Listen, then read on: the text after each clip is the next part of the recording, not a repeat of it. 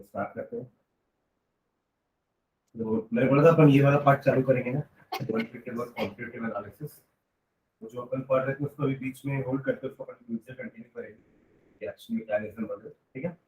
तो इस पार्ट में बेसिकली अपन को क्या करना है भाई, जैसे मैंने आप लोगों को लास्ट क्लास में बताया था कि आपको एक कंपाउंड गिवन रहेगा ना, उसका आपको क्वांटिटेटिव और क्वालिटेटिव एनालिसिस करना है। क्वालिटेटिव मतलब उसके अंदर क्या क्या है, और क्वांटिटेटिव मतलब कितना कितना है, क्या क्या है, तो अपन को डिटेक्शन में समझ में आ जाएगा। बट वो सारी चीजें कितनी कितनी है ना, ये हमें एस्टिमेशन करके पता चलेगा। समझ रहे हैं? तो दो एनालिसिस होती है, क्वालिटेटिव जिसको हम डिटेक्शन बोल सकते हैं, डिटेक्ट करना whether this element is present और नॉट, और एक होती है क्वांटिटेटिव या एस्टिमेशन। दोनों के दो नाम है। क्वालिटेटिव को आप डिटेक्शन बोल सकते हो एंड क्वांटिटेटिव को एस्टिमेशन बोल सकते हो। समझ रहे दोनों का मतलब? एक बताएगा कि कौन कौन सा एलिमेंट प्रेजेंट है, और दूसरा बताएगा कितना कितना अमाउंट में, कितना कितना परसेंटेज में प्रेजेंट। चैप्टर 1 में ऑलरेडी अपन एक टॉपिक पढ़े थे, परसेंटेज कॉम्पोजिशन, कि अगर मेरे पास फॉर एग्जांपल Na2CO3 नाम का एक सॉल्ट है, एक कार्बोनेट सॉल्ट है, इसमें सोडियम का परसेंटेज कितना है, कार्बन का परसेंटेज कितना है, और ऑक्सीजन का परसेंटेज कितना है, ये निकालने के हम क्या करते थे, पहले इसका टोटल मोलर मास निकालते थे। That is 2 into 43 is 2 into 23 is 46 plus carbon का 12, ठीक है, प्लस 16 into 3 48। समझ रहे हो?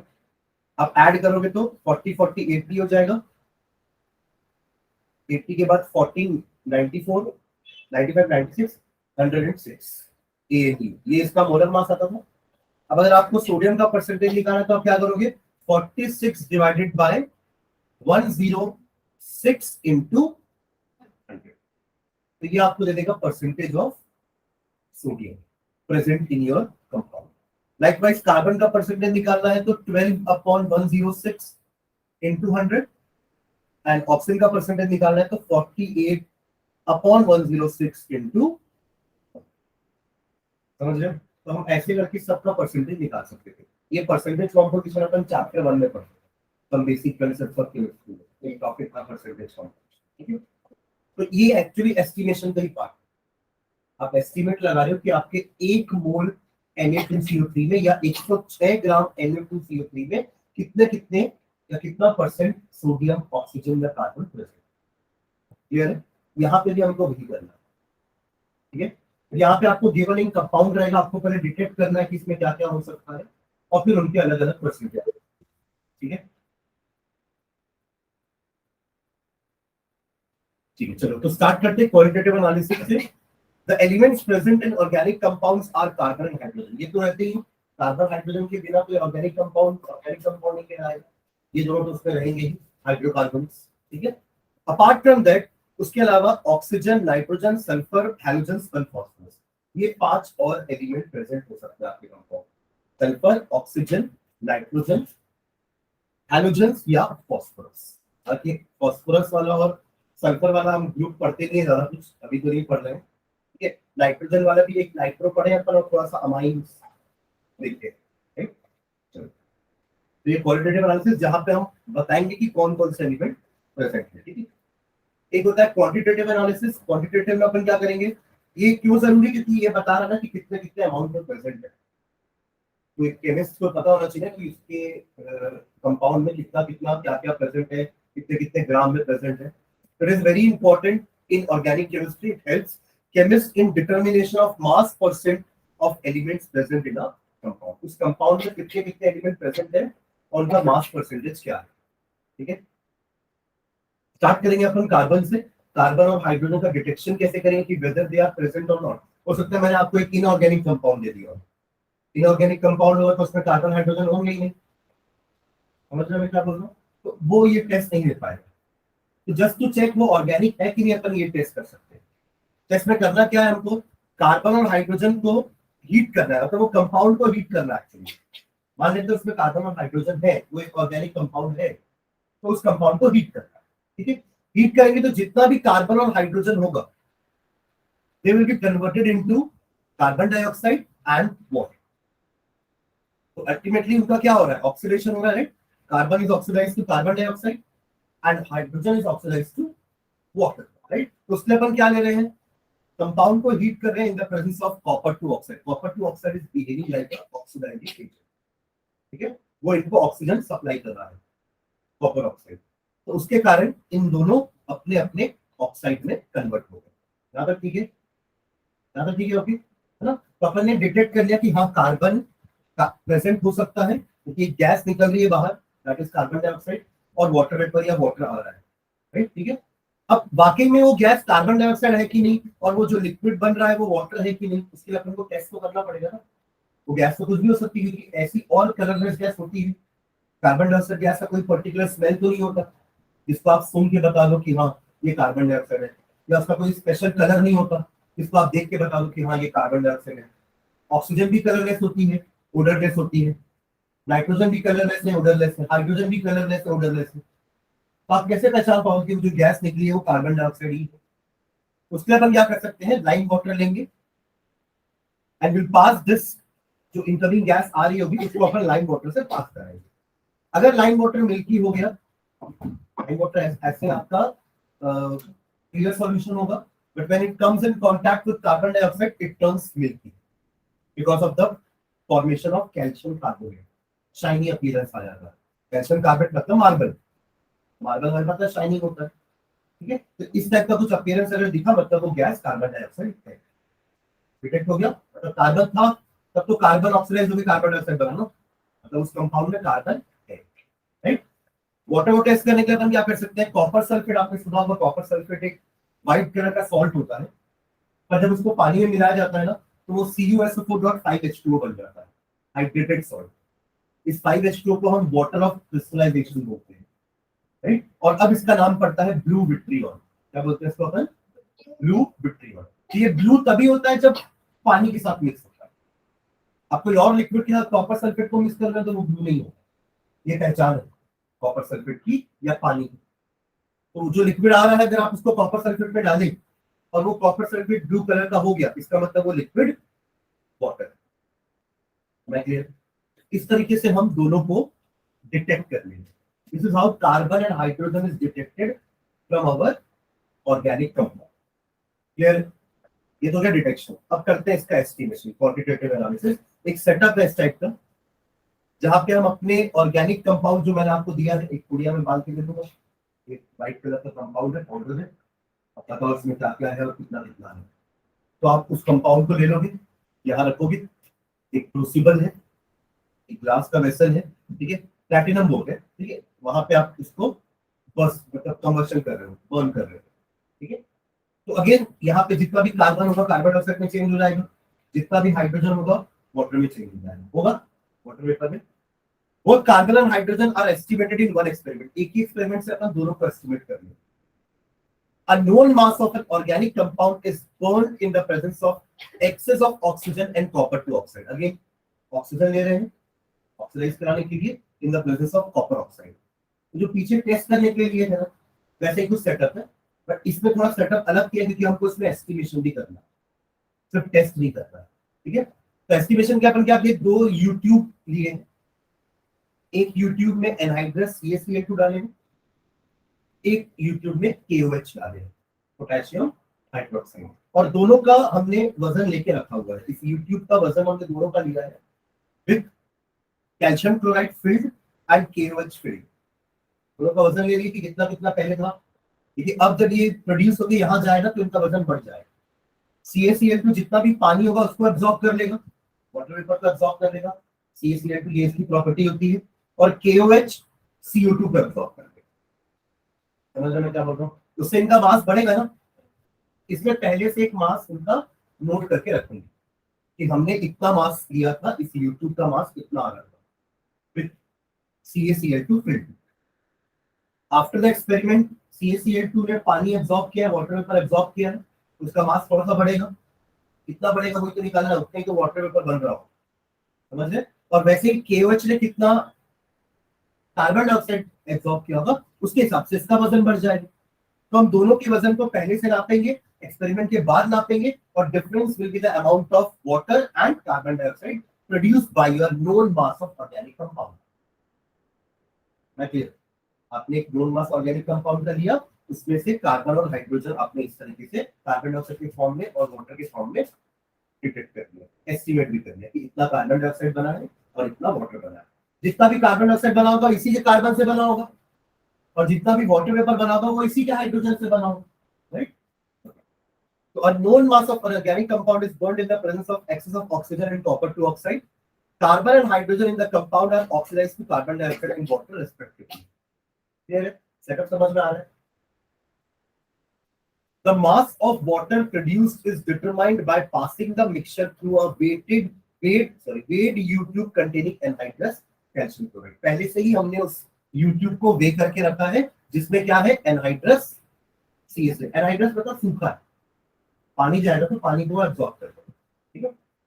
वैसे ही carbon dioxide is absorbed in another U tube containing concentrated solution of KOH. इसको भी वे करके रखते हैं पहले से. The increase in masses, पूरा एक्सपेरिमेंट होने के बाद कार्बन डाइऑक्साइड पूरा एब्जॉर्ब कर लिया KOH ने, वाटर वेपर एब्जॉर्ब कर लिया आपके CaCl2 ने. तो अब दोनों के मास में थोड़ा बहुत इंक्रीमेंट हुआ होगा. The increase in masses of calcium chloride and potassium hydroxide gives the amount of water and carbon dioxide formed from which the percentage of carbon and hydrogen are calculated. एक मास हमको दोनों का मिल जाएगा, ठीक है? Let us take M1 is the mass of water and M2 is the mass of carbon dioxide, जो हमने increment वाला निकाला. ये समझ गए ना कैसे निकाले, डिफरेंस निकाले, पहले का मास और अभी का मास का दोनों का डिफरेंस कर दिए. That is M1, that is water का मास produced by your organic compound, ठीक है? और M2 आपका कार्बन डाइऑक्साइड का मास. मतलब क्लियर है? अब हमें पता है कि 18 ग्राम पानी में हाइड्रोजन मात्र 2 ग्राम होता है, आया ना? होता है 18 ग्राम जो पानी का लेते हैं, 1 मोल पानी का लेता हूं मैं, 18 ग्राम उसका वजन होता है, 1 मोल पानी का 2000 मास. तो उसमें कितना ग्राम हाइड्रोजन होता है? 2 ग्राम. बाकी तो 16 ग्राम ऑक्सीजन होता है, राइट? तो 18 ग्राम में 2 ग्राम, 18 ग्राम पानी में 2 ग्राम हाइड्रोजन, राइट? तो 1 ग्राम पानी में कितना हाइड्रोजन होगा? 2/18, राइट? तो M1 ग्राम पानी में कितना हाइड्रोजन होगा? तो M1 ग्राम पानी में 2/18 इंटू, राइट? इतना हाइड्रोजन आ गया. M1 ग्राम पानी में इतना ग्राम हाइड्रोजन है. हमें परसेंटेज निकालना है, और परसेंटेज किससे निकालना है कि हमारे नोन मास ऑर्गेनिक कंपाउंड का जो अपन M ग्राम लिए हैं उसमें हाइड्रोजन कितना परसेंटेज. तो इसी से निकालेंगे परसेंटेज, हाइड्रोजन का मास अपॉन M इंटू 100. ये सेकेंड लाइन में आपका वो लिखा हुआ है 2 into M1 upon 18 into M into, ये फॉर्मूला आता है. कितना है फॉर्मूला? सबको क्लियर है? फॉर्मूला कहां से आया?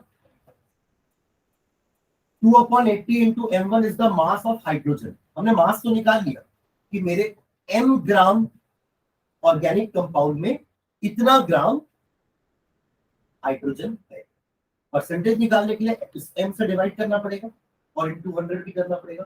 तो 2M1/18 into upon 2M1/18 into M into 100 divide by M. जो केस समझ में आ रहा है ना आपको? अगर अपने इंडिविजुअल सब्जेक्ट का परसेंटेज निकालना है तो आप उस इंडिविजुअल सब्जेक्ट के मार्क को अपने ग्रैंड टोटल से डिवाइड करोगे ना, कि मेरे ग्रैंड टोटल में इस सब्जेक्ट का इतना कंट्रीब्यूशन है, इतना परसेंट कंट्रीब्यूशन है. मान लो आपका ग्रैंड टोटल 400 है, उसमें से 80 मार्क्स आपके फिजिक्स में, तो 80/400 इंटू 100, 80/400 इंटू 100. तो आपका परसेंटेज कितना हुआ?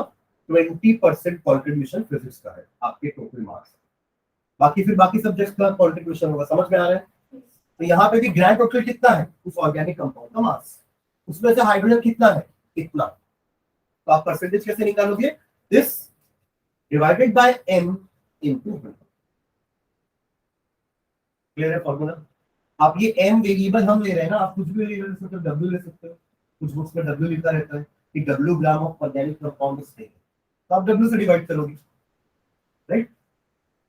वैसे ही कार्बन का ही मास निकलेगा. कार्बन का अपन स्टार्टिंग कैसे करेंगे? क्या बनाया? कार्बन डाइऑक्साइड बनाया ना, तो 12 ग्राम 44 ग्राम कार्बन डाइऑक्साइड में 12 ग्राम कार्बन होता है, ये पता है। तो अपन 44 ग्राम लेते हैं, 44 ग्राम CO2 में 12 ग्राम कार्बन होता है, राइट। बाकी 32 ग्राम ऑक्सीजन होता है। तो 1 ग्राम कार्बन डाइऑक्साइड में कितना कार्बन होगा? 12/44 ग्राम ऑफ कार्बन, राइट। तो M2 ग्राम में कितना होगा? तो M2 gram of carbon dioxide contains 12/44 into M2 gram of carbon. ये तो मास निकला है, फिर इसको परसेंटेज में कन्वर्ट करने के क्या करेंगे? डिवाइडेड बाय M इंटू, तो ये फॉर्मूला है। तो मैंने फॉर्मूला कहां से आया है? ठीक है, क्योंकि मैंने यहाँ पे कहीं वो नहीं किया ना, डिस्क्राइब नहीं किया है, तो अब मैं इसको रहने देता हूँ यहाँ पे। ठीक है, वो 18 वाला कैलकुलेट कर लेंगे ना, फिर बॉटम वाला समझ जाएंगे ना। ये मैं स्लाइड पे रहने देता हूँ, ये स्लाइड पे फिर लास्ट में शेयर करेंगे। तो इसके बेसिस में न्यूमेरिकल्स कुछ ऐसे आ सकते हैं, देखो इस क्वेश्चन को पढ़ो अच्छे से।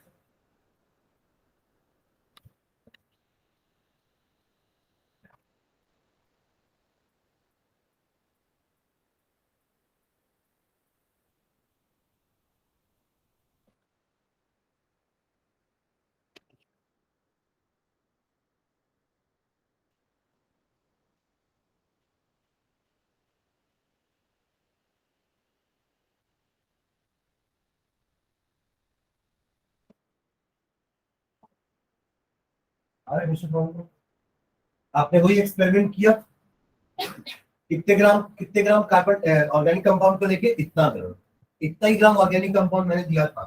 दिस इज योर M, क्या है ये? M is equals to 0.246 gram of your organic compound. ठीक है, इसको जब पूरा आपने कंबशन किया, ये ऑक्सीजन से पास करा इन the presence of copper oxide, तो आपको क्या मिला? 0.198 ग्राम ऑफ कार्बन डाइऑक्साइड। ये कहां से मिला था? वही KOH का पहले से भी करके रखे थे और बाद में भी किए, डिफरेंस कितना आया? 0.198। क्लियर? तो ये हो गया आपका M2। M1 को अपन ने वाटर का लिया था ना, M2 को कार्बन डाइऑक्साइड का लिया था, तो M2 आपका दिया हुआ है 0.198 ग्राम कार्बन डाइऑक्साइड।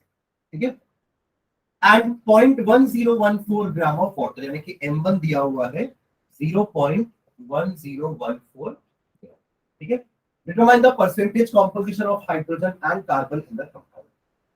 वही तो फॉर्मूला यूज करने हैं। पहले परसेंटेज हाइड्रोजन अगर मुझे निकालना है तो कैसे शुरुआत करें थे अपन? 2/18, ये 1 ग्राम वाटर में था, राइट। हमारे पास कितना ग्राम वाटर है? M2 ग्राम, सॉरी M1 ग्राम, और टोटल मास कितना है? M इंटू, फिर ऐसे ही परसेंटेज ऑफ कार्बन निकल जाएगा, ऊपर 2 की जगह आ जाएगा 14, सॉरी 12। ठीक है, नीचे आ जाएगा 44 कार्बन डाइऑक्साइड का मोलर मास, इनटू ये है M2 ग्राम, निकालना तो परसेंटेज M से ही है, इनटू। ठीक है, दोनों मिला के 100 आ रहे हैं, 100%। तो आप चाहो तो परसेंटेज ऑफ हाइड्रोजन निकाल के माइनस कर सकते हो 100 से। ठीक है, तो इसका आंसर आएगा आपका 21.95 कार्बन है, 21.95% कार्बन है, और हाइड्रोजन है आपका, बचा कुछ नहीं, अच्छा उसमें और भी कुछ हो सकता है। ठीक है, चलेगा 4.56%। हो सकता है उसमें ऑक्सीजन हो सकता है उसमें नाइट्रोजन हो, या सल्फर हो, या फॉस्फोरस हो, या हेलोजन हो, बट कार्बन डाइऑक्साइड इतना ही बना है और वाटर इतना ही बना है, दोनों को मतलब ऑर्गेनिक कंपाउंड में कम क्वेश्चन। ठीक है, तो इस टाइप के न्यूमेरिकल अपन एक्सपेक्ट कर सकते हैं, राइट। आगे बढ़े, नेक्स्ट आते हैं बाकी एलिमेंट्स का डिटेक्शन हम कैसे करेंगे। इनके लिए तो अपने पास टेस्ट था, वाटर को अपन ने कॉपर सल्फेट में मिलाया तो कॉपर सल्फेट ब्लू हो गया, तो समझ में आया कि वाटर था। और कार्बन डाइऑक्साइड को लाइम वाटर से पास किया है तो लाइम वाटर मिल्की हो गया, तो हमें पता चल गया कि हाँ ये कार्बन डाइऑक्साइड है, मतलब कार्बन। ठीक है, अब बाकी एलिमेंट्स के अपन कैसे टेस्टिंग करेंगे? उसके लिए एक टेस्ट होता है जिसका नाम है लेस्लांगेस टेस्ट। यहाँ नाम लिखा हुआ है Lassaigne's test. Nitrogen, sulphur, halogen, phosphorus, ये 4 बचे हैं। नाइट्रोजन, सल्फर, हैलोजन, फॉस्फोरस, इन चारों को अपन टेस्ट कर सकते हैं by Lassaigne's test. Lassaigne's test में करते क्या है अपन? The elements present in the compound, आपके कंपाउंड में हो सकता है हैलोजन होगा, या सल्फर होगा, या फॉस्फोरस होगा, या नाइट्रोजन होगा। ठीक है, तो The element present in the compound are converted from covalent form into the ionic form by fusing the compound with sodium metal. क्या मतलब वो देखो, जब तक वो एलिमेंट कार्बन के साथ है तब तक वो कोवेलेंट बॉन्ड बना ले रहे। सल्फर भी होगा तो वो कोवेलेंट बॉन्ड बना रहा होगा कार्बन के साथ। कार्बन और कोई बॉन्ड बनाता ही नहीं है, कार्बन सिर्फ कोवेलेंट बॉन्ड ही बनाएगा। तो अगर सल्फर होगा तो सल्फर भी कोवेलेंट बॉन्ड बना रहा होगा, हाइड्रोजन होगा तो हाइड्रोजन भी कोवेलेंट बॉन्ड बना रहा होगा, समझ गए। फॉस्फोरस भी होगा तो फॉस्फोरस भी कोवेलेंट बॉन्ड बना रहा होगा। हम उस कंपाउंड में से उस एलिमेंट को निकालना चाह रहे हैं और उसको अपन रिएक्ट कराना चाह रहे हैं सोडियम के साथ, और सोडियम तो आयनिक कंपाउंड बनाएगा उसके साथ। सोडियम एक मेटल है और निकलने वाले सभी नॉन मेटल है। नाइट्रोजन नॉन मेटल है, हाइड्रोजन नॉन मेटल है, फॉस्फोरस नॉन मेटल है। तो वो क्या करेगा, इन जो एलिमेंट्स निकल रहे हैं उनके साथ एक आयनिक कंपाउंड बना देगा। और मैं जो ऊपर लिखा हुआ है, हम क्या कर रहे हैं, we are converting covalent form. वो कंपाउंड में पहले कोवेलेंट फॉर्म में थे आपके एलिमेंट्स, जैसे सल्फर या हाइड्रोजन या नाइट्रोजन, वो पहले कोवेलेंटली बॉन्डेड थे। अब आप उनको लेस्लांगेस रिएजेंट बना के उसको आयनिक फॉर्म में converted into ionic form by fusing the compound. कैसे कर रहे हैं ऐसा, हम उस कंपाउंड को फ्यूज करके यानी कि मेल्ट करके बर्न करके सोडियम के साथ विद सोडियम। तो जो रिएजेंट बनता है ना उसी को लेस्लांगेस एक्सट्रैक्ट बोलते हैं। कि वो कैसे बनता है उसके लिए मैंने यहाँ पे पैराग्राफ लिखा हुआ है कि कैसे बनाएंगे अपन उसको, एक्सट्रैक्ट कैसे बनाएंगे लेस्लांगेस एक्सट्रैक्ट, ठीक है। तो a small piece of freshly cut sodium, sodium को अपन नाइफ से भी काट सकते हैं, सोडियम सॉफ्ट मेटल होता है, they cut sodium with the help of knife also, right. तो एक छोटा सा पीस लेंगे सोडियम का, जैसे कि छोटा सा मटर का दाना होता है बस इतना, क्योंकि सोडियम बहुत रिएक्टिव होता है, राइट। आप ज्यादा लोगे तो और ज्यादा रिएक्शन एक्सोथर्मिक हो जाएगा। तो छोटा सा लेंगे सोडियम का piece, is heated gently in a fusion tube. Fusion tube जहां पे हम किसी चीज को मेल्ट कर रहे हैं, तो उस ट्यूब पे डाल के हम सोडियम को हीट करेंगे, ठीक है, जेंटली। क्या सिर में सब्जी पकाते हैं ना जेंटली, आज तेज कर दोगे तो वो ज्यादा वो जेंटली नहीं होगी, व्यवस्थित, ठीक है। तो जेंटली अपन उसको फ्यूज कर रहे हैं, मेल्ट कर रहे हैं, ठीक है। कब तक करना है ऐसा, till it forms a shining globule, जब तक थोड़ा सा वो चमकता वाला सोडियम का जो टुकड़ा हमने लिया है। The tube is removed from the flame and a small amount of organic compound that is 50 to 60 milligram is added. अब उसी सोडियम में अपना अननोन कंपाउंड, आपको नहीं पता उसमें क्या है, डोंट नो कि उसमें नाइट्रोजन है, उसमें हाइड्रोजन है, उसमें सल्फर है, उसमें फॉस्फोरस है, आपको उसमें कंपाउंड दे दिया, ठीक है। अब उसको ही थोड़ा सा 50 टू 60 ग्राम लेना है और उसमें ऐड करना है, ठीक है। तो आपने क्या किया, the tube is removed from the flame and a small amount of organic compound, let's say 50 to 60 milligram, 60 ग्राम नहीं ऐड करना, राइट। अभी आपने देखा ना पीछे क्वेश्चन में हमने लिया ही कितना ग्राम था, 0.246 ग्राम। तो 50-60 ग्राम तो लिया ही नहीं, तो कहां से इतना अपन डाल देंगे, राइट। तो 50 to 60 मिलीग्राम डालना है, is added and the tube is heated strongly। अब 2-3 मिनट तक उसको स्ट्रांगली हीट करना है, जब तक कि पूरा जो कंटेंट है ट्यूब के अंदर का जो कंटेंट है वो रेड एंड हॉट ना हो जाए। तो चीज गर्म होगी तो वो रेड होगी ना, ठीक है, रेड हॉट ना हो जाए। The hot tube is then plunged into a china dish containing 10 to 15 ml of distilled water. वो जो पूरा रेड हो गया था ना, तो चाइना डिश में डाल देना। चाइना डिश में पहले से 10-15 ml पानी लेके रखेंगे अपन, प्योर वाटर, ठीक है, distilled water. The contents of china dish are boiled, फिर बॉइल करके पानी को इवापोरेट करवा देना है, boiled for a few minutes, cooled and then filter. अब जो मिल रहा है ना आपको फिल्ट्रेट, फिल्टर करने के बाद जो फिल्ट्रेट नीचे मिल रहा है, that is known as Lassaigne's extract, या फिर इसको कहा जाता है सोडियम फ्यूजन एक्सट्रैक्ट। और अल्टीमेटली वो यही बनता है। अगर नाइट्रोजन होगा तो NaCl बनेगा, सल्फर होगा तो Na2S बनेगा, और हाइड्रोजन होगा तो NaX, यानी कि NaCl, NaBr, NaI ये बनेगा, समझ रहे हो। तो अल्टीमेटली यही आपका लेस्लांगेस एक्सट्रैक्ट होगा। ये तो हमने सिर्फ अभी रिएजेंट बनाया है, अभी टेस्ट काम नहीं किया हमने, समझ रहे हो ना क्या बोल रहा हूँ मैं।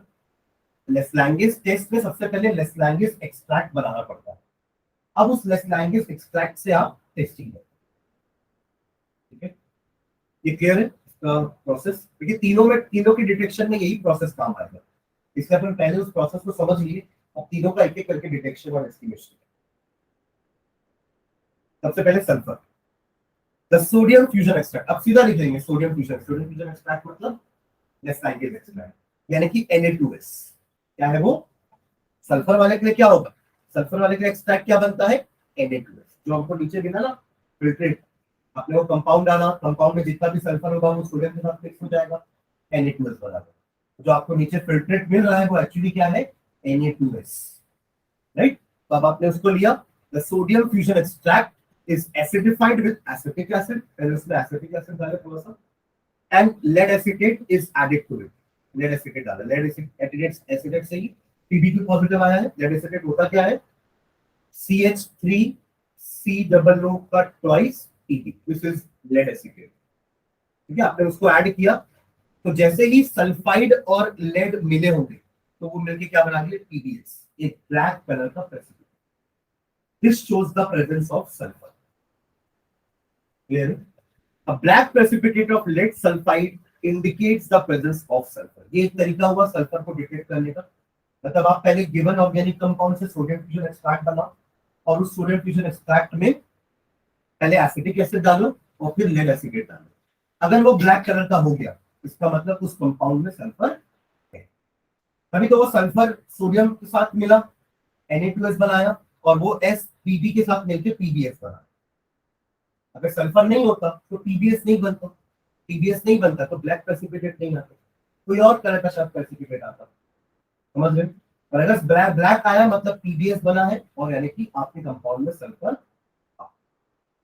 ठीक है, एक और तरीका है, ये तो एक तरीका हुआ, ऐसे दो तरीके और लिखे हुए हैं सल्फर को डिटेक्ट करने के। अगर ये यूज नहीं कर रहा तो अपन ये भी यूज कर सकते हैं। इसमें क्या हो रहा है?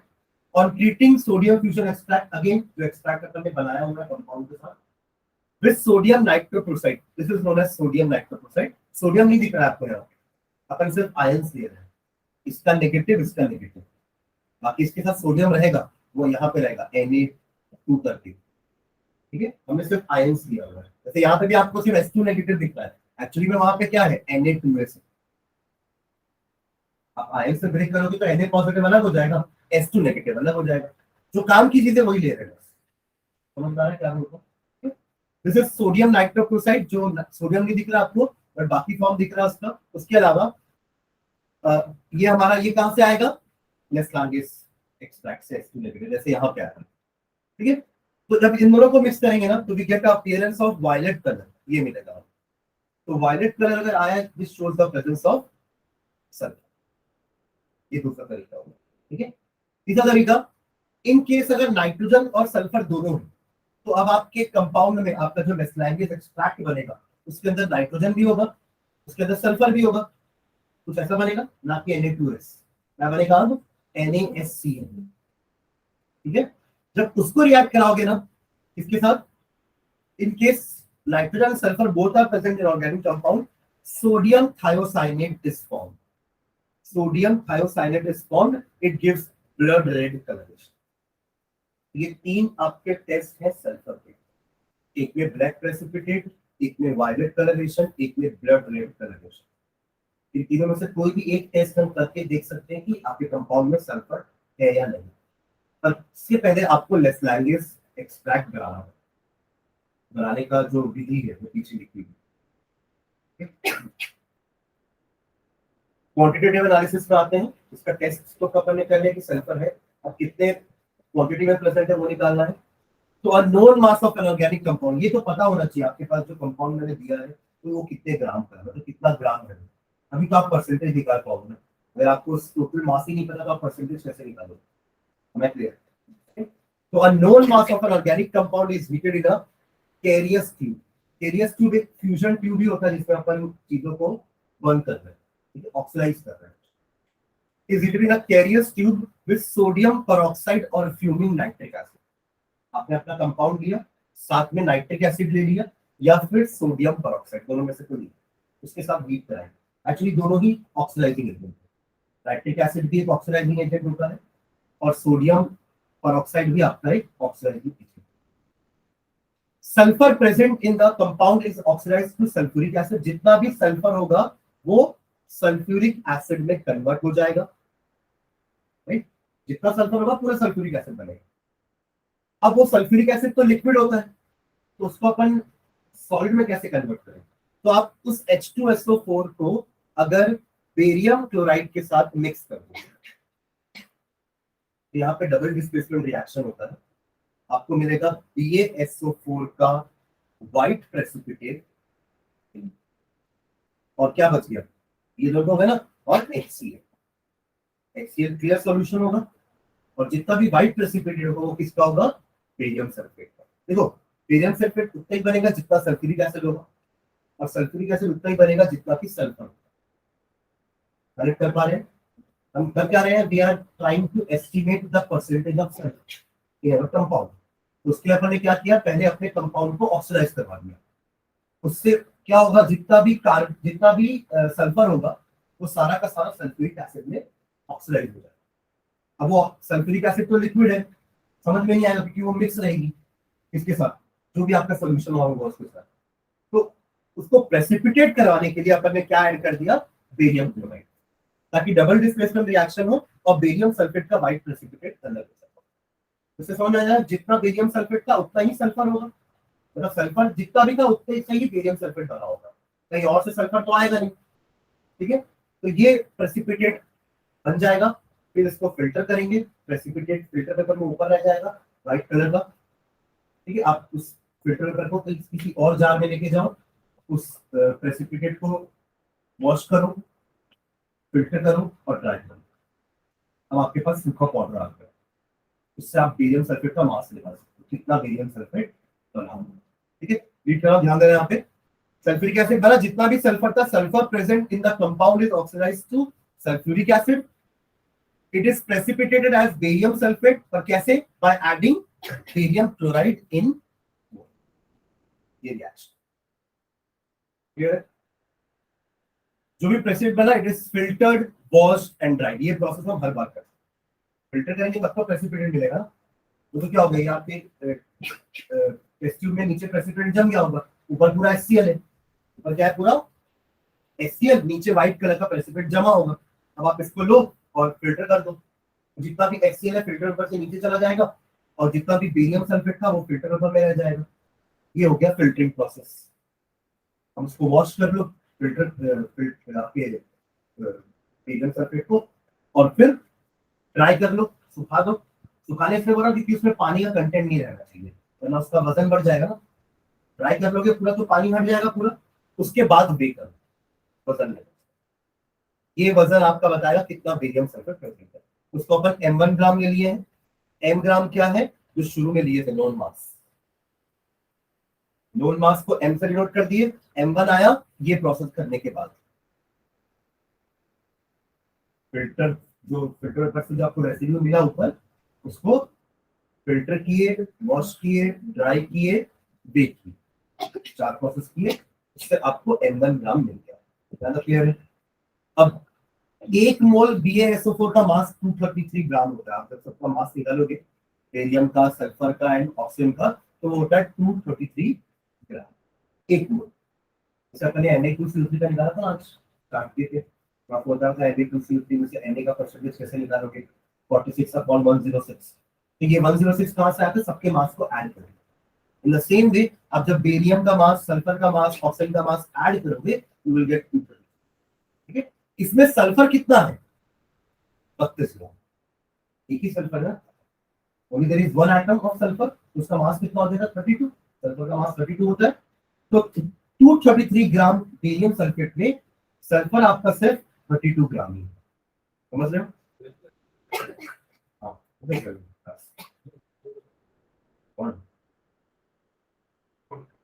मैं यहाँ पे रख दिया हूँ पेपर, 2-3 क्लासरूम में, को बोल रहा।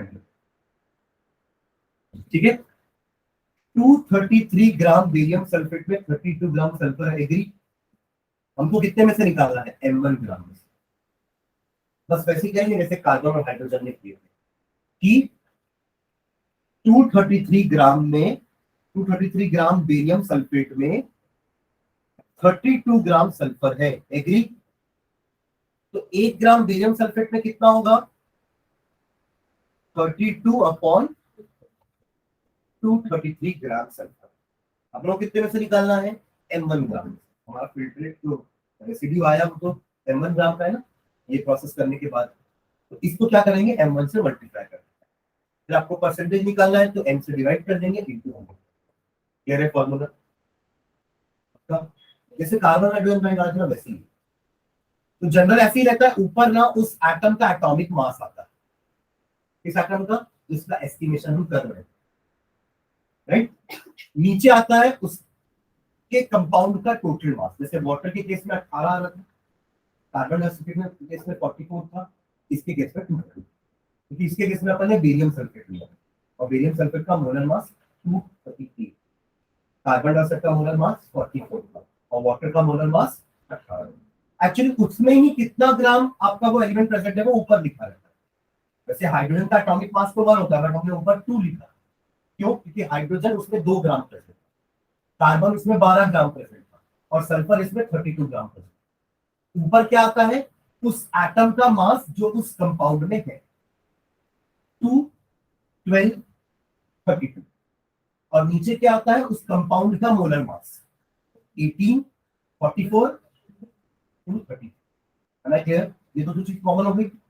इनटू क्या करते हैं अपन, ऊपर न्यूमरेटर में क्या मल्टीप्लाई करते हैं, उस चीज का मास, जैसे कार्बन वाले केस में कार्बन डाइऑक्साइड का मास, वाटर हाइड्रोजन वाले केस में वाटर का मास, सल्फर के केस में बेरियम सल्फेट का मास m1 बराबर।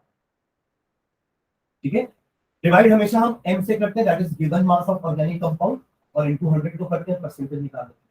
क्लियर है? पक्का? इस फॉर्मूले में पुट करके देखो, ये क्वेश्चन को इस फॉर्मूले में पुट करके देखो जल्दी से।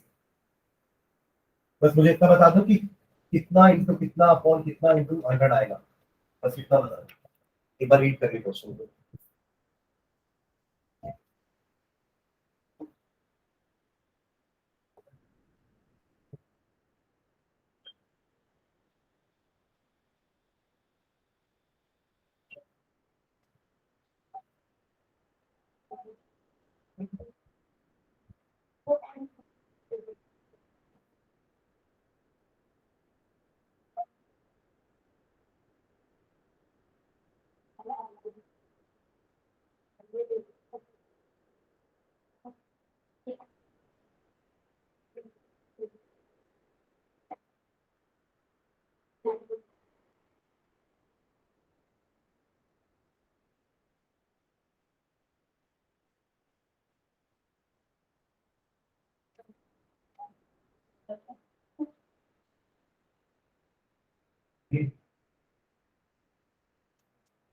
थर्टी टू तो रहेगा ऊपर, है ना, 233 भी रहेगा।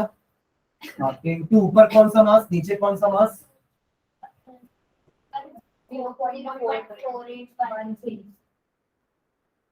अच्छा, आपने लिया है 0.157 ग्राम, अपने ऑर्गेनिक कंपाउंड लिया है, और उसको जब पूरा प्रोसेस किए तो बेरियम सल्फेट 0.4813 ग्राम आया। ठीक है, तो ऊपर आएगा 0.4813, नीचे आएगा 0.157। इसको ये डाउट नहीं लग रहा, सर हमने कंपाउंड तो इतना ही ग्राम लिया तो उससे ज्यादा बेरियम सल्फेट कैसे बन गया? डाउट आ रहा है, कंपाउंड में से सिर्फ सल्फर ही आया उसमें, बाकी बेरियम तो बेरियम क्लोराइड से आया, समझ रहे?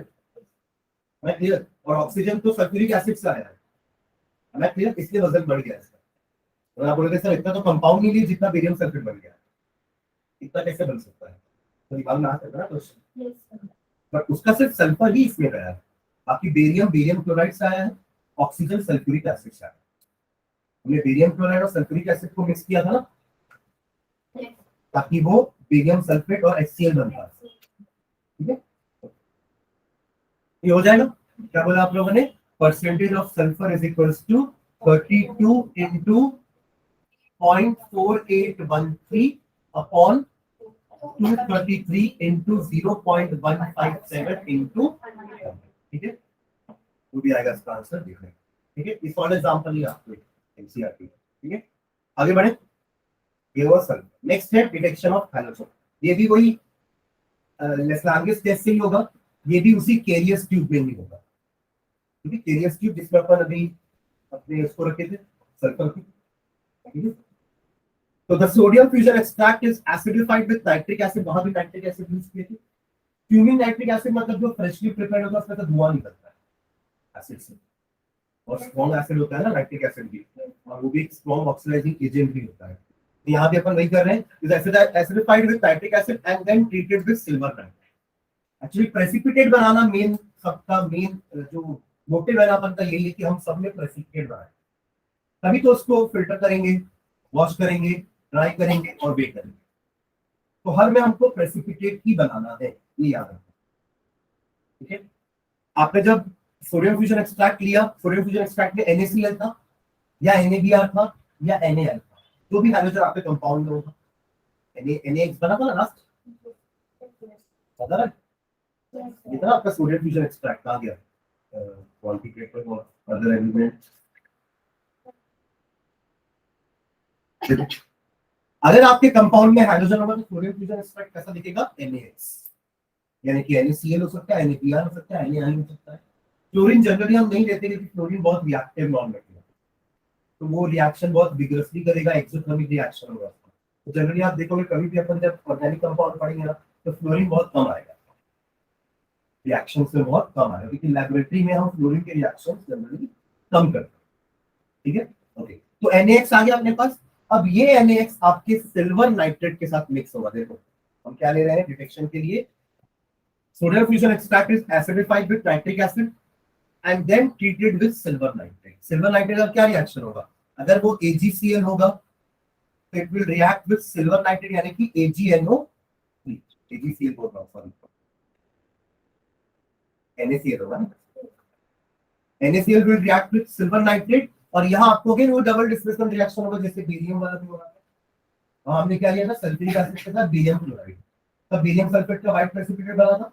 इन द सेम वे यहाँ पे भी आपको AgCl का प्रेसिपिटेट मिलेगा। किस टाइप का प्रेसिपिटेट मिलेगा, देखो yellow precipitate, white precipitate AgCl, ये आपका व्हाइट कलर का प्रेसिपिटेट आएगा अगर Cl होगा तो।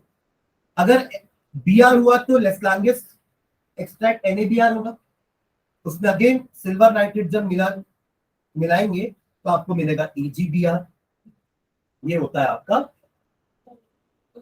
Yellowish precipitate. ठीक है, अगर आयोडीन होगा आपके कंपाउंड में तो NaI प्लस यही सेम AgNO3 होगा, तो आपको मिलेगा AgI का। अब इसमें से ये भी येलो प्रेसिपिटेट ही होगा, पर दोनों में एक खास बात है कि जो येलो प्रेसिपिटेट ब्रोमीन का बन रहा है ना, वो स्पैरिंगली सॉल्युबल होता है अमोनियम हाइड्रोक्साइड में, मतलब कंप्लीटली सॉल्युबल नहीं होगा। आपको पता चल जाएगा कि ये मीडियम, ये आपका ब्रोमीन, ये आयोडीन है, क्योंकि आयोडीन कंप्लीटली सॉल्युबल ही नहीं होता, वो स्पैरिंगली है और ये इनसॉल्युबल। तो ये पहचान हो जाएगी आयोडीन और ब्रोमीन। क्लियर है, तो ये हो गया डिटेक्शन अलग अलग कलर का प्रेसिपिटेट्स। ठीक है, अब आते हैं क्वांटिटेटिव एनालिसिस में। ठीक है, again a known mass of organic compound M, ठीक है, is heated with fuming nitric acid in the presence of silver nitrate, कोई सेम जो वहां पे डिटेक्शन करते हैं। अब बस ये करना है कि वो प्रेसिपिटेट करेक्ट भी करना है, उसको फिल्टर भी करना है, फिर वॉश ड्राई और वे भी करना है। वहां नहीं कर रहे थे, वहां से बस हम डिटेक्ट कर रहे थे ना कि है कि नहीं, प्रेसिपिटेट आया मतलब है, काम खत्म। बट यहाँ पे काम अब चालू होगा, प्रेसिपिटेट बनने के बाद उसको फिल्टर करके, वॉश करके, ड्राई करके वे करेंगे, उसके बाद अपना काम चालू होगा एस्टिएशन। ठीक है, तो सिल्वर नाइट्रेट लिए वही केरियस ट्यूब में। केरियस ट्यूब में बेसिकली जो ग्लास होता है वो बहुत हार्ड होता है ताकि वो टूटे ना, उसका हीट वो झेल ले। ठीक है, क्योंकि उसको अपन फर्नेस में हीट करने वाले हैं, फर्नेस मतलब एक भट्टी में, एक भट्टी में उसको डाल देंगे और हीट करेंगे। ठीक है, हाँ, कार्बन हाइड्रोजन जितना भी प्रेजेंट होगा there will be oxides to carbon dioxide and water. ठीक है, हाइड्रोजन जितना भी प्रेजेंट होगा वो AgX बन जाएगा, वही व्हाइट कलर का या येलो कलर का। ठीक है, it is filtered, wash, dried and weighed. जैसे वहां कर रहे थे अपन, वहां बेरियम सल्फेट का प्रेसिपिटेट को फिल्टर, वॉश, ड्राई और वे कर रहे थे, यहाँ पे AgX के प्रेसिपिटेट को फिल्टर, वॉश, ड्राई और वे कर रहे थे। Right, let the mass of organic compound taken be m gram. तो अपन पहले डिसाइड कर लेते n लेंगे हमेशा, या W लो या M लो, आपके ऊपर है, नाम तो कुछ भी लो। ठीक है, AgX जो फॉर्म हुआ है वही ड्राई करके वे करने के बाद वो अपन ले लिए M1 gram. Right, 1 mole of AgX contains 1 mole of X। Her AgX में एक ही मोल X का है, बाकी Ag। एग्री करते हैं, AgCl लूं मैं या AgBr लूं या AgIU, तीनों में एक एक मोल ही है आपका हाइड्रोजन और एक मोल आपका सिल्वर है। समझ रहे मैं क्या बोल रहा हूँ? तो यहीं से तो निकालेंगे, जैसे बेरियम सल्फेट में क्या था, 233 ग्राम था, उसमें से 32 ग्राम आपका सल्फर था। अब आप इसको टोटल मास निकालो, 108 मास होता है सिल्वर का, सिल्वर का एटॉमिक मास होता है 108, क्लोरीन का होता है 35.5।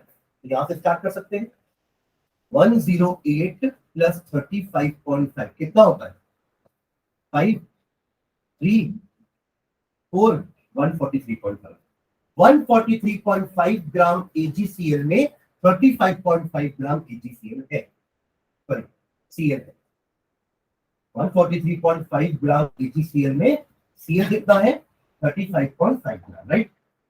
तो बस यही से चालू करेंगे, तो 1 ग्राम में कितना होगा, 35.5 अपॉन 143.5। M1 ग्राम में कितना होगा, 35.5 इंटू M1 अपॉन 143.5। परसेंटेज कैसे निकालोगे, divide by n into, right. तो एक जनरल फॉर्मूला क्या बनेगा, ऊपर आएगा एटॉमिक मास किसका, हाइड्रोजन का, जैसे अभी आया 35.5, इंटू क्या करेंगे, जो मास निकला होगा प्रेसिपिटेट का, इंटू 100 को करेंगे परसेंटेज के लिए, अपॉन नीचे क्या आएगा, AgX का मोलर मास, जैसे अभी आया 143.5। लाइकवाइज आयोडीन और ब्रोमीन का भी एटॉमिक मास पता करना पड़ेगा, ऐड करोगे तो AgX का, AgBr का, AgI का मोलर मास आ जाएगा, इनटू N, ऑर्गेनिक कंपाउंड का मास। समझ गए क्या, ये मास निकाले हैं और फिर डिवाइडेड बाय m इंटू 100 की तो परसेंटेज आ गया। ये कोई अलग फॉर्मूला नहीं, ये और ये सेम है, बस अंतर क्या है, यहाँ बस उस हाइड्रोजन का मास निकाल रहा है कि जितना ग्राम भी अपना M1 ग्राम AgX आ रहा था, उसमें से आपका हाइड्रोजन कितना ग्राम, बट यहाँ उसी का परसेंटेज निकाला गया है। तो पूरा का पूरा सेम चीज है, बस डिवाइड बाय m इंटू 100 होता है, दोनों में अंतर, divide by m into, clear है।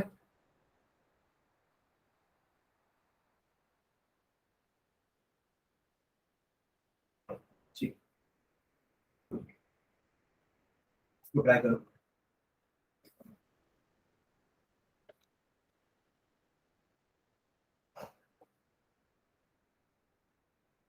ब्रोमीन का मास 80, ब्रोमीन का मास, ठीक है, आयोडीन का होता है 127, ब्रोमीन 80 हो गया, आयोडीन होता है 127, क्लोरीन को पता है 35.5, और सिल्वर मैंने बता दिया 108। इसका बस फॉर्मूला बता दो, लास्ट क्या बनेगा फॉर्मूला लास्ट, जल्दी।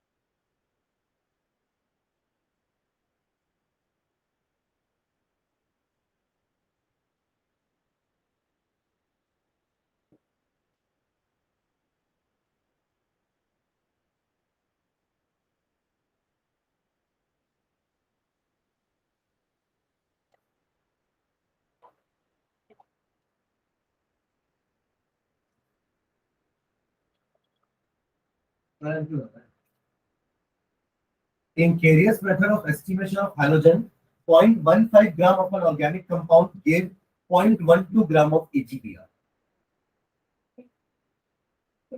Find out the percentage of bromine in the compound.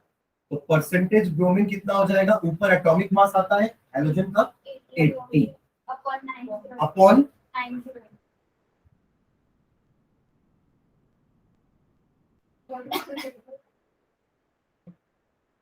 180।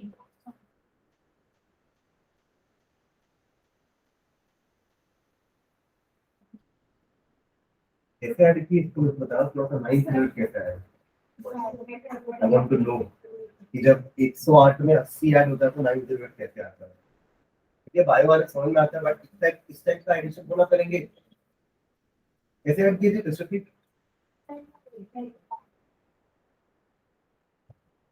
ऐसे ऐड कर दीजिए।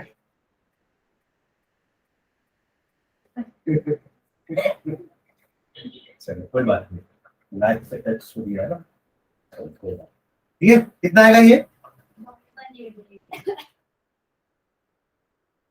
ठीक है, इनटू ऊपर क्या होगा? 0.1, नीचे 0.15। ठीक है, इनटू, ठीक है, ये आयोडीन होता तो 127 ऊपर आता, फिर 127 प्लस 10 AgI का मोलर मास। है क्लियर? आगे बढ़ू। फॉस्फोरस, फॉस्फोरस के लिए क्या करेंगे अपन? The compound is heated with an oxide, इसके लिए वो सोडियम फ्यूजन एक्सट्रैक्ट नहीं होती है। तीन तरीके, hydrogen, sulphur, nitrogen. The compound is heated with an oxidising agent sodium peroxide. The phosphorus present in the compound is oxidised to phosphate. जितना भी फॉस्फोरस था वो फॉस्फेट में कन्वर्ट हो गया। ठीक है, मतलब आपने कंपाउंड लिया, ऑक्सीडाइजिंग एजेंट ले लिए, सोडियम पेरोक्साइड या नाइट्रिक एसिड भी ले सकते हैं अपन, यही दोनों यूज कर रहे हैं बार बार, ऑक्सीडाइजिंग एजेंट। ठीक है, the phosphorus present in the compound is oxidised to phosphate, इसे ये बना सोडियम फॉस्फेट, क्या आएगी? Na3PO4, sodium phosphate. जितना भी कंपाउंड में फॉस्फोरस होगा उसके हिसाब से Na3PO4 बनता है। Right, now the solution is boiled with nitric acid, nitric acid लिया था NaCO3, and then treated with ammonium molybdate. जो भी ये आया है ना H3PO4, इसको अपन ने अमोनियम मॉलिब्डेट के साथ ट्रीट किया। This is ammonium मॉलिब्डेट। NH4 का अमोनियम, NH4 पॉजिटिव होता है ना, NH4 का ट्वाइस MOO4 मॉलिब्डेट। सल्फेट होता है, कार्बोनेट होता है, वैसे मॉलिब्डेट, मॉलिब्डेनम होता है MO, मॉलिब्डेनम एक एलिमेंट है, राइट, तो मॉलिब्डेट। तो हमको क्या मिला? जब ऐसा करें तो हमको एक अमोनियम फॉस्फोमॉलिब्डेट का येलो कलर का precipitate, ammonium yellow colouration of precipitate indicates the presence of phosphorus. अगर ये येलो कलर का हुआ मतलब ये आपका फॉस्फोरस है, इसमें फॉस्फोरस है। ठीक है, क्लियर है? नेक्स्ट, ये हो गया डिटेक्शन। एस्टिमेशन में आते हैं, वही चीज वापस रिपीट कर रहे हैं। मतलब ये कि वहां पे प्रेसिपिटेट देख के रुक गए, काम हो गया, डिटेक्शन है, हाँ फॉस्फोरस है। ठीक है, अब जब डिटेक्शन, जब एस्टिमेशन करना हो तो उसी प्रेसिपिटेट को धो के उठा के देख करेंगे। ठीक है, a known mass of organic compound is heated with fuming nitric acid, whereupon phosphorus present in the compound is oxidized to phosphoric acid H3PO4, और वही रिएक्ट कराएंगे अमोनियम मॉलिब्डेट के साथ। सेम है पूरा, समझ लो ना, इसका और सिल्वर का एस्टिमेशन डिटेक्शन सेम प्रोसेस था, बस ये कि हम डिटेक्शन में प्रेसिपिटेट आने के बाद रुक गए, यहाँ पे प्रेसिपिटेट आने के बाद असली कहानी चालू। ठीक है, it is precipitated as ammonium phosphomolybdate, वो येलो कलर का। ठीक है, बाय एडिंग अमोनियम मॉलिब्डेट, ये आपका इसका फॉर्मूला है, अमोनियम फॉस्फोमॉलिब्डेट। ठीक है, नाउ एक और तरीका हो सकता है, अगर आप ये यूज नहीं करना चाह रहे हो, अमोनियम मॉलिब्डेट के साथ यूज नहीं करना चाह रहे हो, एक और तरीका होता है, फॉस्फोरिक एसिड जो आया ना H3PO4, उसको रिएक्ट करवा दो Mg2P2O7, सॉरी इसके साथ MgNH4PO4, वहां पे मॉलिब्डेट ले रहे हैं, यहाँ पे मैग्नीशियम ले रहे हैं। ठीक है, यही फर्क। तब आपको क्या मिलेगा? ये एक प्रेसिपिटेट मिलेगा, Mg2P2O7 का प्रेसिपिटेट। वहां पे किसका प्रेसिपिटेट मिल रहा है? इसका। यहाँ किसका प्रेसिपिटेट मिल रहा है? Mg2P2O7। बस यही फर्क। तो इससे फर्क क्या पड़ेगा? मोलर मास इसका निकालेंगे, इस केस में मोलर मास इसका निकालेंगे। इसमें फॉस्फोरस कितना है? सिर्फ एक ही एटम है, यानी कि 31 ग्राम, और इसमें फॉस्फोरस कितना है? 2 एटम है, 62 ग्राम। है ना क्लियर? उसके लिए आपको एक और चाहिए कि मॉलिब्डेट का मास भी पता होना चाहिए। MO नहीं पता ना, हमें मास कितना होता है। बाकी इसमें तो सबका मास अपन को पता है, Mg का 24 होता है, फॉस्फोरस का 31 होता है, ऑक्सीजन का 16 होता है, राइट। मॉलिब्डेट का भी कर नहीं पता अपन को, कोई बड़ी बात नहीं है, बाकी सब चीजें तो पता है अपन को। और इसका मास बहुत बड़ा है, आप लोग देख रहे हो कितना, कितने कितने नंबर ऑफ एटम्स है इसमें। नाइट्रोजन ही 3 है, हाइड्रोजन 12 है, फॉस्फोरस 1 है, ऑक्सीजन 4 यहां है और 36 यहां है, है ना। NO3 है और वो 12 है, यानी कि 12 इंटू 36 एटम ऑक्सीजन के यहाँ है और 4 यहाँ, 40 एटम तो ऑक्सीजन के ही है। 40 एटम ऑक्सीजन के मतलब 16 इंटू 40, 640 AMU तो सिर्फ ऑक्सीजन का मास है ना। क्लियर? गलत कंफर्म कर, ठीक है ना, 40 इंटू 16। हाँ, और मॉलिक्यूल भी 12 है, ठीक है। अब जब सबको ऐड करना, it will come out to be 1877, 1877 इसका मोलर मास, ठीक है। तो फॉर्मूले में बस यही फर्क आएगा, यहाँ पे 31 की जगह यहाँ 62 हो जाएगा, एग्री। यहाँ 1877 की जगह इसका मोलर मास निकालेंगे जो कि बहुत कम आया 222, इन सब का मास अपन को नोन भी है, ठीक है।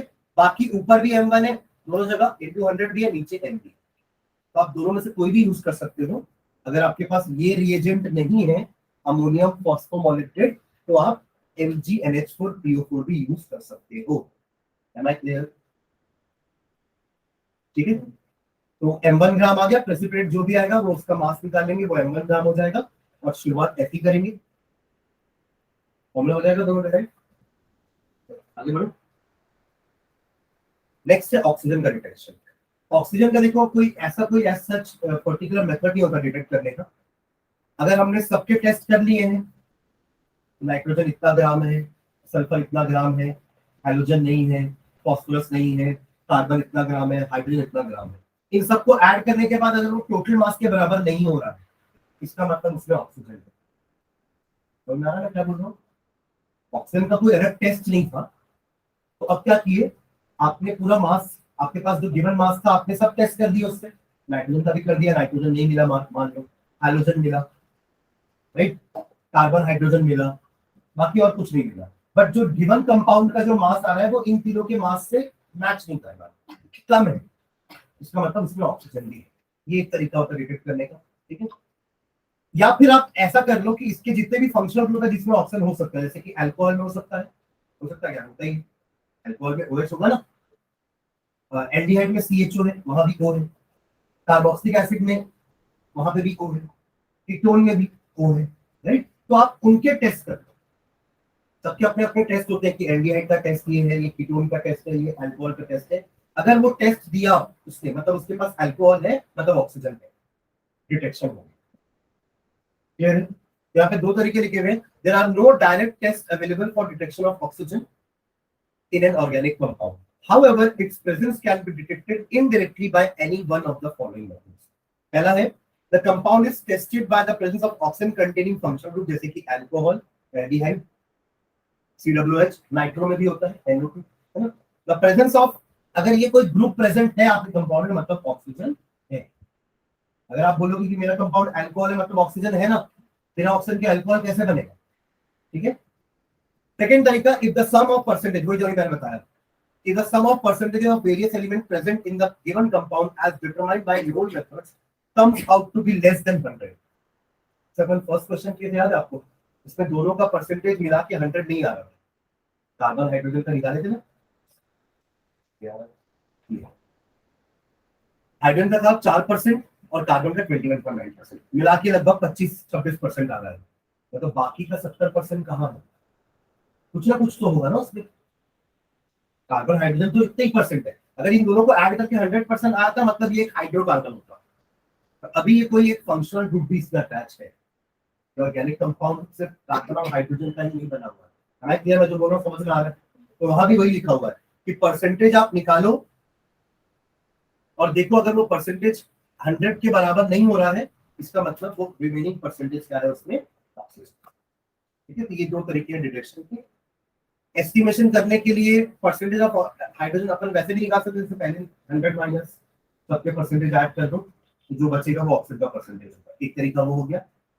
दूसरा तरीका डायरेक्टली एस्टिमेट करने का एक तरीका है, a definite mass of organic compound is decomposed by heating in a stream of nitrogen gas। आप नाइट्रोजन गैस के प्रेजेंस में उसको हीट करो आपके गिवन कंपाउंड पे, the mixture of gaseous products containing oxygen is passed over red hot coke यानी carbon, जो भी ऑक्सीजन का आपका गैसियस प्रोडक्ट होगा आप उसको रेड हॉट कोक से पास करवाओ, all the oxygen is converted to carbon monoxide. जितना भी कोक था ना, ये कोक मतलब कार्बन, उससे पूरा का पूरा कार्बन, पूरे पूरे के पूरे कार्बन ने ऑक्सीजन को लेके कार्बन मोनोऑक्साइड बना, CO। This mixture is pass through warm iodine pentoxide, I2O5 is iodine pentoxide, when carbon monoxide is oxidised to carbon dioxide. Actually carbon monoxide थोड़ा सा पॉइजनस नेचर का होता है, तो उसको डिटेक्ट करने के बजाय अपन उस कार्बन मोनोऑक्साइड को कार्बन डाइऑक्साइड में कन्वर्ट कर देते हैं with the help of I2O5। ठीक है, रिएक्शंस कुछ इस टाइप से हो रहे हैं। आपने कंपाउंड लिया, उसको हीट किया, ऑक्सीजन गैस बना, जितना भी ऑक्सीजन था उसको रेड हॉट कोक से पास करवाया, तो कार्बन मोनोऑक्साइड बन गया, और उस कार्बन मोनोऑक्साइड को आपने कार्बन डाइऑक्साइड में कन्वर्ट कर दिया with the help of I2O5। Reaction कर रही है, ठीक है। अब थोड़ा बैलेंस करने के लिए रिएक्शन को अपन ने ऊपर 5 से नीचे 2 से मल्टीप्लाई किया। ऐसा क्यों? आप नीचे अगर बैलेंस करोगे ना तो यहाँ पे 5 CO आएगा, बैलेंस करोगे। अभी 5 कार्बन मोनोऑक्साइड आया कहां से? ऊपर से ही आया होगा, कार्बन मोनोऑक्साइड तो ऊपर से ही आ रहा है ना, तो जस्ट टू बैलेंस इट अपन ने ऊपर 5 मल्टीप्लाई किया, इक्वेशन बैलेंस हो जाएगा। इक्वेशन पूरा बनेगा कैसे देखो एक बार, 2C नहीं, एक्चुअली 10C हो जाएगा। आप इसको मल्टीप्लाई करो ना 5 से, तो 10C प्लस 5O2, और यहाँ पे क्या है, plus 2I2O5 plus 10CO is equals to, या फिर गिव्स, वहां पे क्या है, 10CO plus 2I2 plus 10CO। ठीक है, ये 10CO कैंसिल, क्योंकि जितना भी कार्बन मोनोऑक्साइड बना वो पूरा का पूरा कार्बन डाइऑक्साइड में चेंज हुआ, तो कार्बन मोनोऑक्साइड तो बचा ही नहीं, है ना क्लियर? जितना कार्बन मोनोऑक्साइड बना वो पूरा का पूरा कार्बन मोनोऑक्साइड कार्बन डाइऑक्साइड में चेंज हो गया ना, इसलिए आपको एंड रिजल्ट में कार्बन डाइऑक्साइड दिख ही देगा। इसको कहते हैं ओवरऑल रिएक्शन। आप इसको इंटरमीडिएट बोल सकते हैं, क्योंकि ये आपको लास्ट रिएक्शन में नहीं दिख रहा, पर बीच में कहीं बना था, बट आखिरी में अपीयर नहीं हो रहा। That type of product are known as intermediate products। ठीक है, तो वी फाइंड दैट, अब आप देखो यहाँ पे ऑक्सीजन कितना बन रहा है और कार्बन डाइऑक्साइड कितना है और I2O5 कितना है।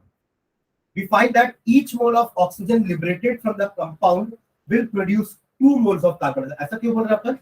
5O2 is equivalent to 10CO2। इधर 5O2 है और इधर 10CO2 है, तो आप इसको अगर डिवाइड करते हो 5 से दोनों को, तो O2 एंड 2CO, ये वहां पे लिखा होगा देखो।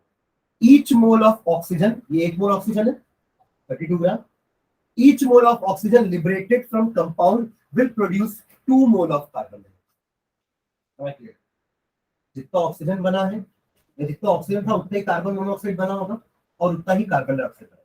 ऑक्सीजन कहीं और से तो आएगा नहीं, समझ रहे ना? जितना भी ऑक्सीजन आ रहा है वो कहां से आ रहा है? कंपाउंड से। जितना भी कार्बन मोनोऑक्साइड बन रहा है वो इसी ऑक्सीजन से बन रहा है, और जितना भी कार्बन डाइऑक्साइड बन रहा है वो इसी कार्बन मोनोऑक्साइड से बन रहा है। तो अल्टीमेटली जितना भी कार्बन डाइऑक्साइड बन रहा है वो आपके ऑक्सीजन से ही बन रहा है, जो आपके कंपाउंड से निकला है। क्लियर है? ये लाइन क्लियर हुई? हर 1 मोल oxygen 2 mole carbon dioxide produce करेगा, राइट? यहाँ पेपर रखा है मैंने इस क्लास में, यहाँ पे और यहाँ पे, ठीक है। यानी कि 88 gram carbon dioxide 32 gram oxygen produce करेगा, है ना? ये तो मोल्स में बात की हमने, मास में बात करेंगे तो क्या होगा? 44 into 2 88, oxygen 32, 88 gram of carbon dioxide 32 gram of oxygen. यहीं से चालू करेंगे, अब आ जाएगा, ठीक है। 32 ऊपर 88 नीचे इंटू M1, जो भी कार्बन डाइऑक्साइड बन रहा होगा M1 ग्राम बन रहा होगा। 88 ग्राम में कितना ऑक्सीजन है? 32, 88 ग्राम में 32, राइट? तो M1 ग्राम में कितना होगा? 32 इंटू M1 अपॉन 88, परसेंटेज निकालने के लिए डिवाइड बाय M इंटू। आप चाहो तो आयोडीन के साथ भी ये काम कर सकते हो, तो आपको यहां से शुरुआत करनी पड़ेगी। 5O2 इज इक्विवेलेंट टू कितना? I2O5, 2I2O5। यहां से शुरुआत करें कि 2I2O5 ने 5O2 बनाया, समझ रहे हो? अपन यहां से भी शुरुआत, ठीक है। लास्ट नाइट्रोजन का डिटेक्शन देखते हैं, बस ये लास्ट स्लाइड है। इसका भी सोडियम फ्यूजन एक्सट्रैक्ट बनाया था हमने, नाइट्रोजन का बनाया था NaCN, सल्फर का बनाया था Na2S और हाइड्रोजन का बनाया था NaH। तीन ही चीजों का डिटेक्शन हम लेस्लांगिस टेस्ट से कर सकते हैं, ठीक है। तो इसके लिए क्या करना है, सोडियम फ्यूजन एक्सट्रैक्ट लेना है, NaCN is boiled with iron 2 sulfate। iron 2 sulfate का सिर्फ आयरन दिख रहा है आपको, सल्फेट नहीं दिख रहा, क्योंकि रिएक्शन आयनिक है। इसका भी तो सिर्फ CN ही दिख रहा है, Na नहीं दिख रहा है, ठीक है। तो sodium fusion extract is boiled with iron 2 sulfate and then acidified with sulfuric acid, ठीक है। The formation of Prussian blue color confirms the presence of nitrogen। ये दो रिएक्शन है, ये बन गया मतलब nitrogen present. Sodium cyanide first react with iron 2 sulfate and form sodium hexacyanidoferrate। आपको सोडियम नहीं दिख रहा है इसमें, बट हेक्सासाइनिडोफेरेट दिख रहा है। ये एक तरह का कॉम्प्लेक्स कंपाउंड होता है। हेक्सा 6 CN हो गया साइनिडो, Fe हो गया फेरेट, ठीक है। On heating with concentrated sulfuric acid, some iron 2 sulfates are oxidized to iron 3 ions। यहाँ पे आपको iron 3 ions मिल जाएगा, which react with sodium hexacyanidoferrate to produce iron 3 hexacyanidoferrate, which is Prussian blue color। बस हो गया, ठीक है। तो ये आपका नाइट्रोजन का टेस्ट। इसका जो एस्टिमेशन है ना, वो दो मेथड से होता है, एक ह्यूमस मेथड होता है और एक जेल्डाल्स मेथड। वो बस इस टॉपिक का बचा हुआ है। बाकी हमने स्टार्ट किया था कार्बन से, carbon, hydrogen, sulphur, halogen, phosphorus, oxygen and nitrogen, इन सबका डिटेक्शन देखा। एस्टिमेशन नाइट्रोजन का बचा हुआ है, बाकी सबका एस्टिमेशन भी हमने देख लिया है। तो ये सबके फॉर्मूले एक जैसे थे, बस नाइट्रोजन का थोड़ा सा अलग है, तो वो अपन एक क्लास लेके और उसको डिटेक्शन, उसका एस्टिमेशन करेंगे। ये स्लाइड में शेयर कर देता हूँ आप लोग से, है ना, इसको जरूर देख लेना एक बार, और जो भी सॉल्व एग्जाम्पल है ना उसको एक बार देख लेना, ठीक है। चलो, थैंक यू।